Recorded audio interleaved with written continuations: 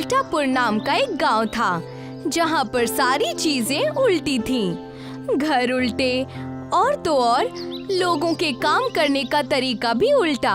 फिर एक दिन ये खबर शिमलापुर गांव के हरीश को पता चलती है और वो खुद ही अपनी आंखों से इस गांव को देखने के लिए आता है।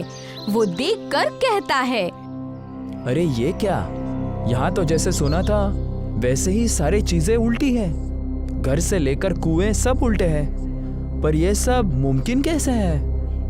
हरीश गांव में जाता है और उस एक आदमी से मिलता है जो अपनी साइकिल उल्टी चला रहा होता है और हरीश उससे पूछता है, सुनिए, क्या आप मुझे बता सकते हैं कि यहाँ सब उल्टा क्यों है और आप ये साइकिल उल्टी क्यों चला रहे हैं? मुझे ये तो नहीं पता, पर जब से मैं इस कस्बे में हूँ तब से सब ऐसा ही चल रहा है।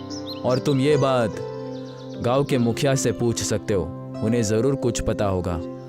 और वो मुझे कहाँ मिलेंगे? कस्बे में एक बहुत बड़ा दरख्त मिलेगा जो कि कस्बे में अकेला एक सीधा दरख्त है। आपका शुक्रिया।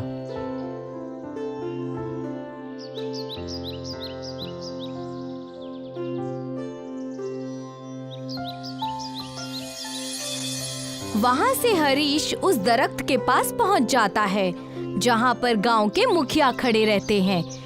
हरीश उनके पास जाकर उनसे पूछता है, क्या आप मुझे बता सकते हैं कि यहाँ घर, कुएं, दरख्त सब उल्टे क्यों हैं और सिर्फ ये अकेला दरख्त सीधा क्यों है?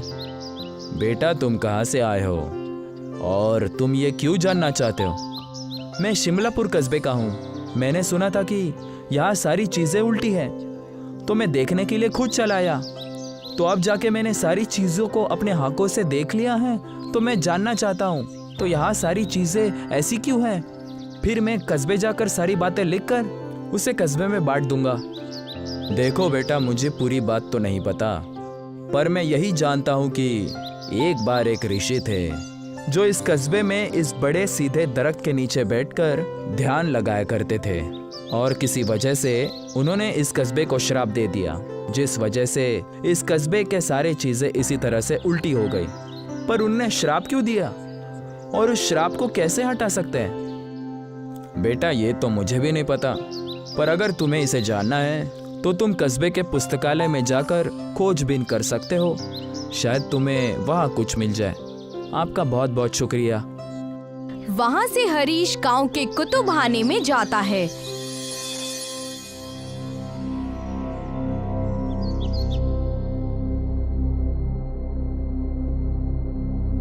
जहाँ पर कई सारी किताबों की लिखाई उल्टी होती है। यहाँ के किताबों में तो लिखावट भी उल्टी है, इसे तो पढ़ना भी बहुत मुश्किल है। हरीश किताबों को पढ़ने की कोशिश करता है। वैसे ही उसकी नजर एक किताब पर पड़ती है जो कि बाकी किताबों से थोड़ी अलग थी। हरीश उस किताब को उठाकर जैसे ही खोलता है तो वो देखता है, अरे इस किताब में तो सारी चीजें सीधी लिखी हुई है। देखता हूँ शायद इसमें कुछ लिखा हो जिसमें ये पता चल जाए कि इस कस्बे की हालत आखिर ऐसे हुई कैसे। हरीश उस किताब को पढ़ने लगता है। उसमें गांव की कहानी लिखी होती है। कई सालों पहले एक संत इस गांव में आता है और बड़े से दरख्त के नीचे बैठ जाता है। उस वक्त गांव का नाम सीधापुर हुआ करता था और संत जी गांव वालों को सही बातें सिखाया करते थे।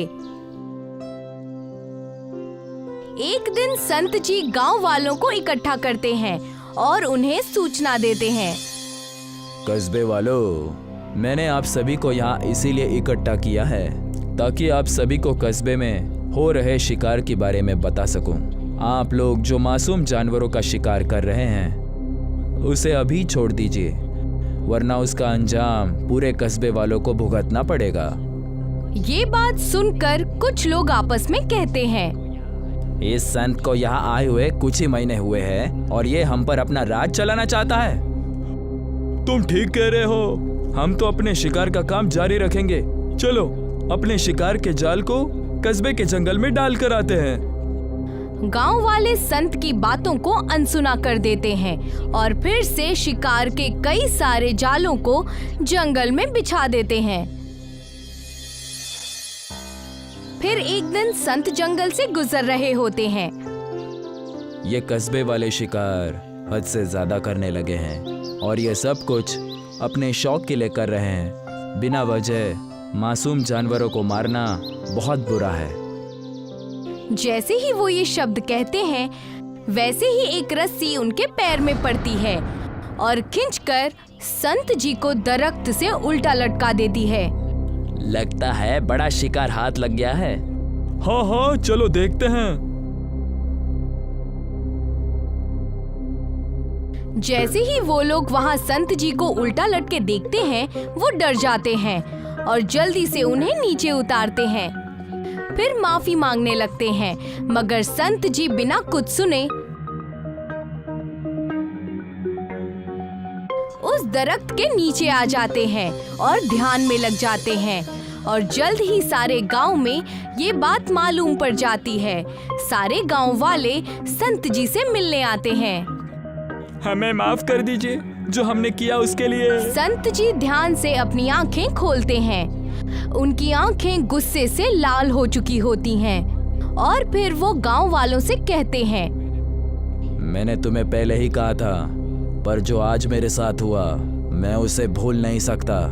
जिस तरह से मैं उल्टा लटका और मुझे सारी चीजें उल्टी नजर आई, उसी तरह ये मेरा इस कस्बे को श्राप है कि ये पूरा कस्बा भी उल्टा हो जाएगा और इस कस्बे का नाम आज से ही सीधापुर से उल्टापुर होगा। गांव वाले ये सुनकर उनसे माफी मांगने लगते हैं और वादा करते हैं कि वो कभी भी आगे से शिकार नहीं करेंगे। ये देखकर संत जी को उन पर तरस आ जाता है और वो उन्हें बताते हैं, एक दिन आएगा जब एक नेक इंसान जब तुम्हारी परिस्थितियों पर तरस खाएगा और तुम्हारी मदद करने की कोशिश करेगा। बस उसे मेरे जैसे 100 संतों को अपने हाथों से बनाकर खाना खिलाना होगा, लेकिन खाने की सामग्री कस्बे के हर घर से आनी चाहिए। तब से लेकर आज तक सारी चीजें उल्टी हैं, बस उस एक दरख्त को छोड़कर जहाँ पर संत जी बैठे होते थे। ये किताब जो संत जी ने खुद ही लिखी थी, इस किताब को पढ़कर हरीश मुखिया के पास जाकर उन्हें सारी बातें बताता है और कहता है, अगर हमें ये श्राप तोड़ना है तो हमें सारे कस्बे के घरों से खाने का सामान मंगाना होगा। ये तुम ठीक कह रहे हो। मैं आज ये सारे कस्बे वालों को जमा करता हूँ और उन्हें सारी बातें बताता हूँ। पर वो आदमी है कौन जो हमारी मदद करना चाहता है? मुखिया जी, वो और कोई नहीं, मैं ही हूँ। जब से मैं आया हूँ मुझे आप लोगों की परिस्थिति पर तरस आ रहा है और मैं तो बस आप लोगों की मदद करने का कोई रास्ता ढूंढ रहा था, तभी मुझे वो किताब मिली। बहुत बहुत शुक्रिया तुम्हारा बेटा। मुखिया सारे गांव वालों को जमा करता है और सारी बातें विस्तार से बताता है और फिर गांव वाले कहते हैं, हम सारी चीजें करने को तैयार हैं। हमें श्राप से मुक्त होना है हरीश, तुम बस खाना बनाओ। हम सभी कस्बे वाले कस्बे के सभी घरों से सामग्री लेकर देंगे। ठीक है, तो मैं 100 संतों के लिए खुद खाना बनाऊंगा और इस कस्बे को उल्टे होने के श्राप से रिहा कराऊंगा। गांव के हर एक घर से कुछ न कुछ सामान आता है और सबको जमा करके हरीश संतों के लिए खाना बनाता है। अगले दिन गांव वाले 100 संतों को बुलाते हैं खाने के लिए। खाना खाने के बाद उनमें से एक संत मुखिया जी से पूछते हैं, क्या हुआ मुखिया, अचानक से हम सभी के लिए ये दावत कैसी? कई सालों पहले एक संत ने इस कस्बे को श्राप दिया था कि इस कस्बे के सारी चीजें उल्टी हो जाए, चाहे वो घर हो या फिर दरख्त या फिर कुआं। और उन्होंने कहा था कि ये सभी चीजें ठीक तभी होंगी जब कोई नेक इंसान हमारी इस हालत को देखकर हम पर तरस खाएगा और वो 100 संतों को अपने हाथों से बनाकर खाना खिलाएगा और खाने का सामान कस्बे के हर एक घर से आना चाहिए। संत हरीश को अपने पास बुलाते हैं। हरीश बेटा, तुमने जो इस कस्बे के लिए किया है उसे देखकर हम सब बहुत खुश हैं। अगर ये कस्बा इस श्राप से मुक्त हुआ है तो इसका श्रेय सिर्फ और सिर्फ तुम्हें जाता है। साधु जी, ये मेरा कर्तव्य है कि मैं लोगों के लिए अच्छा करूं। सदा खुश रहो बेटा। ये कहकर सारे संत गांव वालों को आशीर्वाद देते हैं और अपने रास्ते निकल जाते हैं। और फिर अगली सुबह जब सूरज उगता है तो सारी चीजें एकदम सीधी हो जाती हैं। गांव के हर एक घर सब सीधे हो जाते हैं। ये देखकर गांव वाले बेहद खुश हो जाते हैं और मुखिया जी सारे गांव वालों को एक साथ जमा करते हैं। हरीश बेटे, तुम्हारा बहुत बहुत शुक्रिया। जो तुमने हमारे लिए किया शायद ही कोई करता है। इसकी कोई जरूरत नहीं है मुखिया जी। बस आप कस्बे वालों को बता दीजिए कि पहले वाली गलतियां वापस ना दोहराएं। हाँ, तुम ठीक कह रहे हो। तभी मुखिया जी सारे गांव के लोगों से कहते हैं, इस कस्बे में आज के बाद कभी कोई जानवरों का शिकार नहीं करेगा, और अगर कोई शिकार करते हुए पकड़ा गया तो उसे कस्बे से निकाल दिया जाएगा। हम कभी मासूम जानवरों का शिकार नहीं करेंगे। और उसी वक्त मुखिया जी गांव का नाम फिर से सीधापुर रख देते हैं और गांव के सभी लोग अब अपने सीधे गांव में खुशी से जीते हैं।